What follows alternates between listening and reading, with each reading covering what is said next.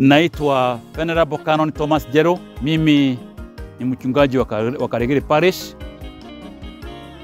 Nataka kuwajulisha kwamba tarehe 4 mwezi wa 5 tuko na ibada ambayo askofu atakuwa anaviongoza kwa kufanya confirmation kwa watoto wetu wa kanisa na parokia nzima. Hiyo ingine kwa brezi watoto na Wakristo wote. Uambariki na tuarika Wakristo wote kwa jumla katika ibada ambayo itaanza saa 4 na kuendelea. Ndoshio ingine atuna nengo mweta kiathi gekuo tariki 4 kiria mubishopu wetu wa mbere diocese agatongoria kuigerera moko ciana cietu cia parish na kurathima akisiano monde.